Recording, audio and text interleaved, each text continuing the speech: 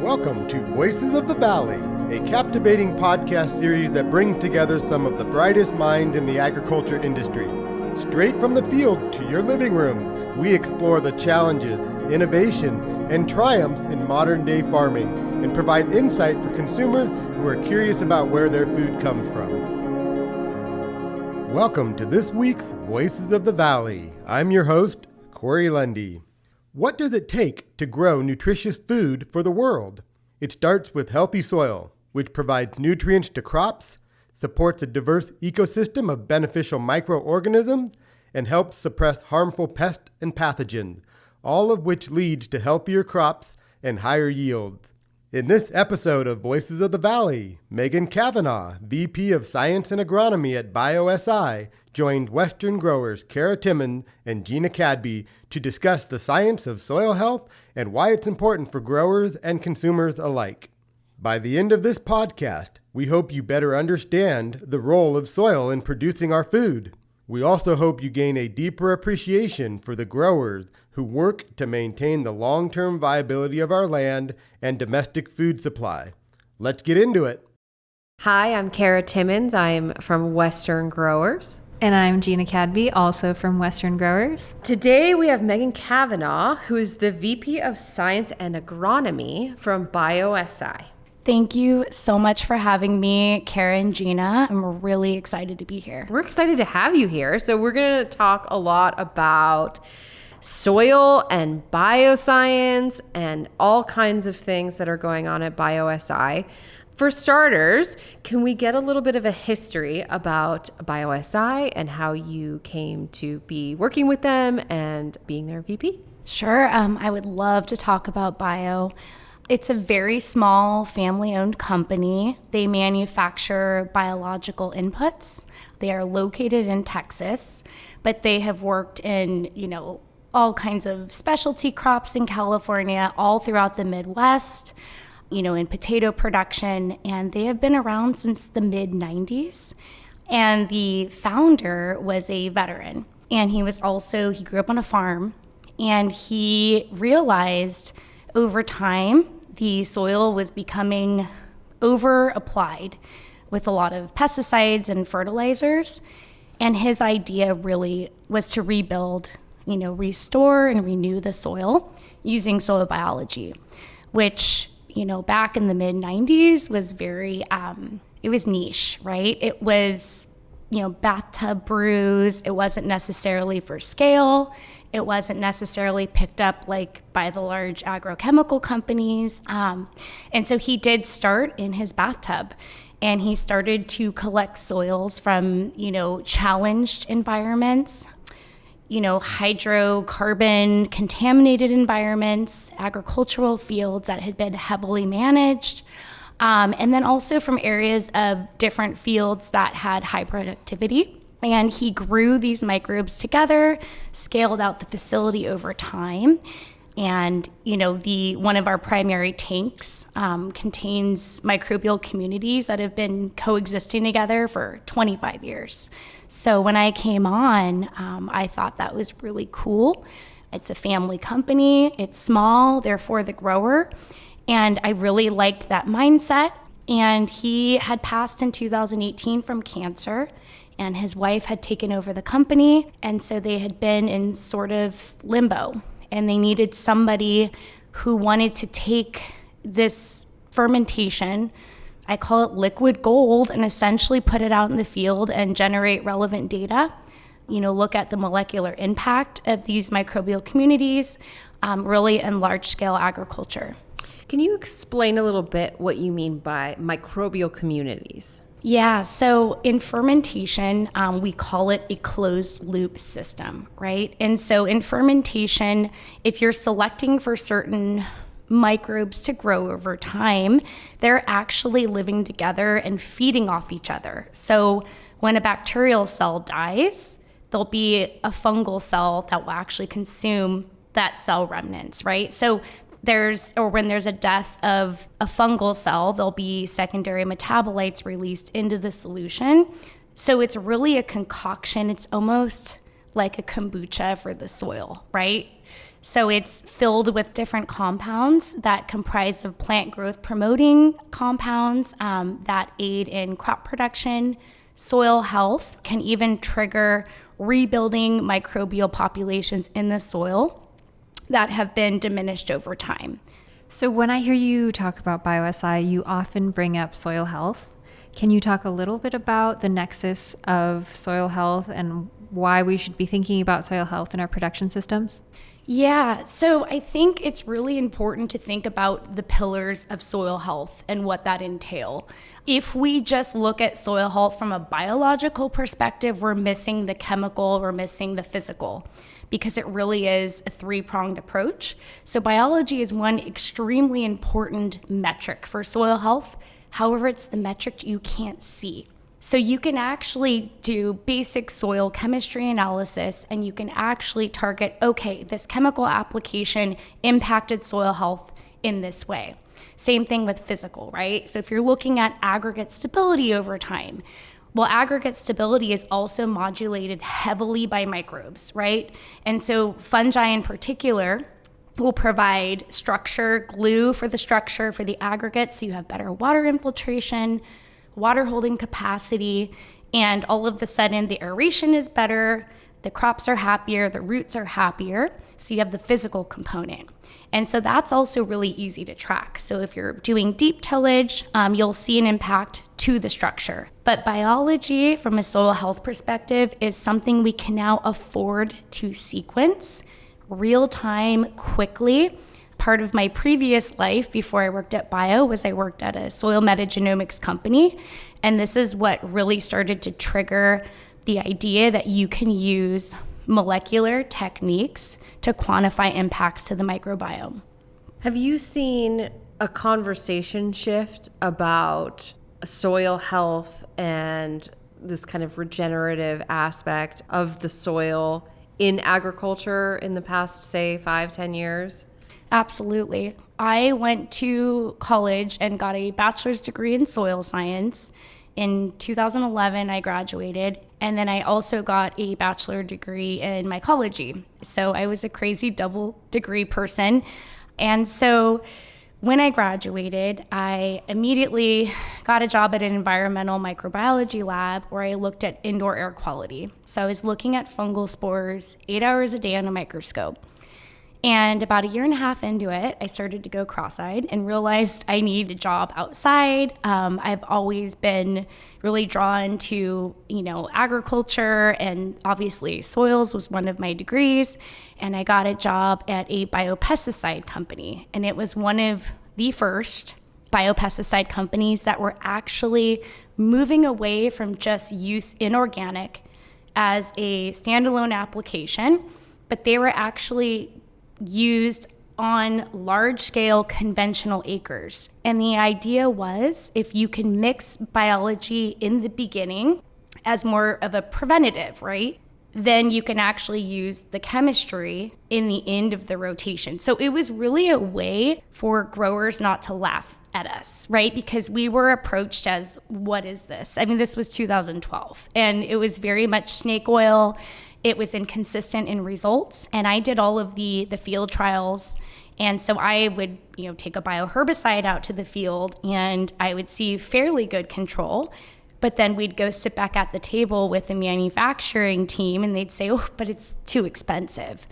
And so we would never move past commercialization, because when I was in the R&D stage of testing, yes, you would see really good activity, is this bionematicide or a biofungicide, but it was too expensive to compete in the large scale acres where conventional chemistries were far cheaper, far more readily available. There was solid data that it worked.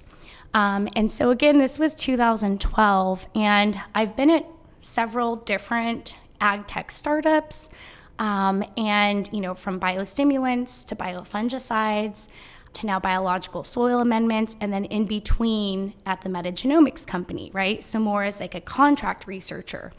And what I have found was all of the sudden, when I was in that role as lead agronomist at the metagenomics company, we had Walmart coming to us. We had Google coming to us. We had Amazon coming to us. We had McCain's. So all of the CPGs, all of a sudden, were incredibly interested in quantifying the way we were producing our food. And it started to really trigger something in me in particular, which was exciting, was that, now consumers want to know. Now they want to make sure that that salad that they're consuming was farmed in a responsible manner.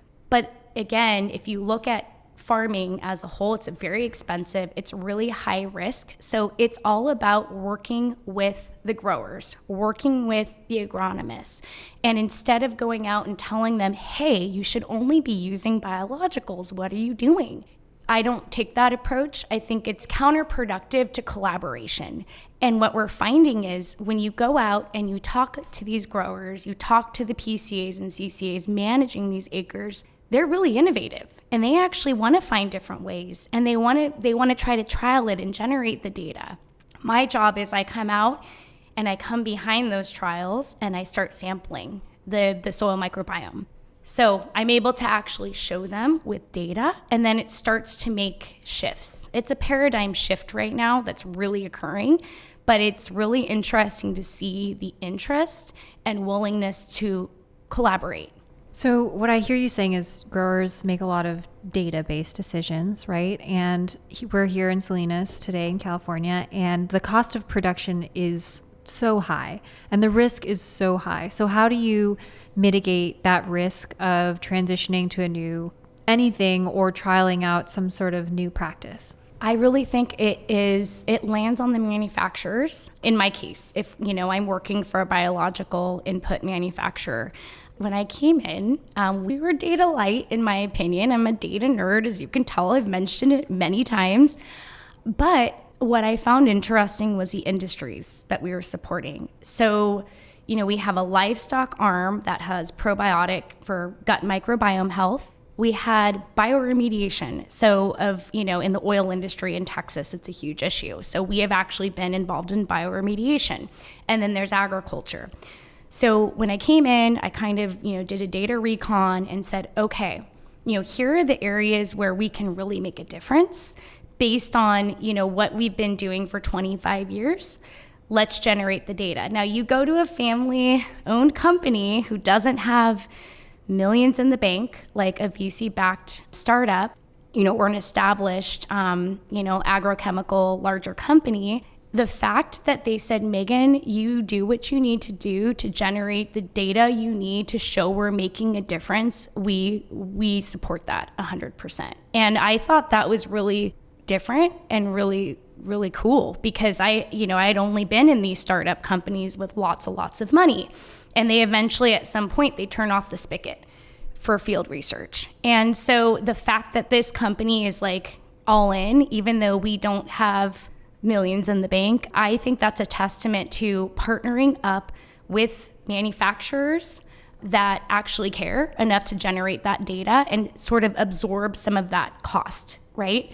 Because then if you can build these data sets out, if you have really specific use cases, then it's sort of, you go to the producer and you show them what you have. But I think it falls on the manufacturer to actually, provide that data. I think where CPG companies can get, have the best buy-in for this consumer transparency and really sort of revamping our production system is providing incentive if there is, if they do management practices and they have yield drag, and compensate them for that. So I think it's, all hands on deck when it comes to supporting data, but data is very expensive and you have to be very strategic and intentional about the data that you're generating. Can you explain what a CPG company is? Consumer packaged goods. So essentially that is the person who is selling to, the grocery stores that you go and you purchase like a clamshell of leafy greens, right? And so kind of the idea is what has been a recurring theme is consumers want to be able to pick up a package of romaine and scan a code and see how that was produced, right? See what that carbon footprint was, what was the impact, was it produced regeneratively but on conventional acres? And so I think it's a great step. It's a great, moving forward idea. But I think where it falls apart is you need to financially support the producers to try, because it's essentially experimenting with the way they have been producing and telling them to either substitute or add this in to their production schedule. And so I think it really needs to be supported at all levels. Yeah, that's a great way to talk about what a consumer can do to support A, the grower who is growing their food, and B, the initiatives that they care about in terms of a more sustainable future. So what do you see as being those key action items that a consumer can take to support those two things? I think, honestly, not being afraid to pay a little bit more. So if you do see some sort of, and I don't think we're quite there yet with regenerative certification, but I think the industry, has a lot of interest in that. But if consumers don't balk, right, at okay, wow, I have to pay an extra $1, or, because then what that shows is that you're collaborating, you're partnering with the producers, you're believing in them trying to innovate and trying to evolve the system. And, as a consumer, it's really important instead to sort of, look at this from a, maybe I don't want to pay 50 cents more for this, but this is cheaper, I'll buy this. But then it comes in this like gray area where then all of a sudden, you lose your voice. It's how you consume. So you actually have a lot of say as consumers, right? In what you purchase, where you put your money, what kind of products you're advocating for. And that's sort of where this whole regenerative movement has kind of arisen from, has been consumer demand. I remember watching like Kiss the Ground years ago and being like, this is going to change everything, and it kind of has. It's taken a while, but just to see the way, producers in general and, their farm team and their crew has actually embraced soil health and soil management practices and learning more. I feel like consumers should feel grateful for the people producing their food. It's expensive, it's timely, it's costly, it's stressful, you don't get days off. And so again, if you were to pay a tiny bit more, maybe your voice is spoken through your dollars and the way you spend it. A lot of growers with scientific minds and a desire to be stewards of the land. And they take that title very seriously. And that is done, one of the tools in their toolbox is with science. So can you talk a little bit about what you've seen in terms of the agricultural community and how they utilize that, how they do that, how they share that information with one another, and how this is, one system? That was spot on. And so I think, this is what's been such an exciting journey for me in the last 12 years is I'm all about fundamental change. It's really easy to list all of the things that are wrong, but it's really cool to look at issues and provide solutions and then see when things are starting to go right. And I think you're completely right about agriculture and research and also preserving and supporting our agricultural lands. We are not creating new soil. And I cannot say this enough, we are not creating new soil. And so if our producers, if our growers who are stewards of the land, if they cannot support their family, their operations, their livelihood, if they lose that and we don't support them, they will have to sell that land, and that land may potentially go out of production. We're losing a fairly substantial amount of agricultural lands every year. And so I think if we look to producers and we thank them, right? Thank you for preserving this soil that can feed an entire world. it's really powerful, right? And so I think that's why a lot of the growers are so willing to be, early adopters of technology and innovators. And, let's look to using robotics instead of human labor. And, let's look to using different management practices and tracking that over time. And a lot of the growers will put money into this. Like I was saying, data, right? So we know that there's this push and pull. But I truly believe at the end of the day, our agronomic security is tied to national security. We all have like a tangible understanding of soil. We know that, that we understand it on a visceral way. We know there's a lot going on in soil. It has a strong smell. It has, and that earthy smell that is like almost a kind of a primal response. We know that there's a lot happening there, but most of us don't know how much is happening in there. So can you give us an idea of what are we looking at when we're looking at soil? No, this is a question that gets me very excited about like, what does soils do? So what I started to realize in taking different soil science classes was there are so many things the soil does, yes, for us, but for the earth to function. And a couple of those things that you should always go and thank your soil for doing is filtering water, right? And so if your soil is able to, water's able to infiltrate from precip and it goes down into the water table, it is cleaned all the way down through the soil. So the soil cleans the water. The soil obviously provides, means so we can actually grow crops. The soil actually will remediate contamination. So, if the water is coming down, infiltrating through the soil, it's going to pick up contaminants along the way, but there's also various biogeochemical processes that are occurring that will clean that soil. And again, this has a lot to do with the microbes, they call it parent material in soil that becomes weathered. But the soil is a living, breathing organism. It stores, carbon. And so I think, I get really sad when I see the soil getting built over, right, as humans. I mean, people need places to live, but a lot of times they'll take our like really productive soil and they will build subdivisions on it. And no one really says anything, but if they go out and cut down a whole forest, like all of a sudden, we would be much more enraged because you can see the trees are cut and then they build a subdivision, right? And so with the soil, it's something that nobody really knows because it's so nuanced, but there's a connection. So when we think about soils and we think about soil health, we're really only just scratching the surface of what we understand about soil. With that said, we already understand how important soils are and how important soil health is to production. So can you talk a little bit about kind of where we're going with understanding soils and soil health and what that looks like?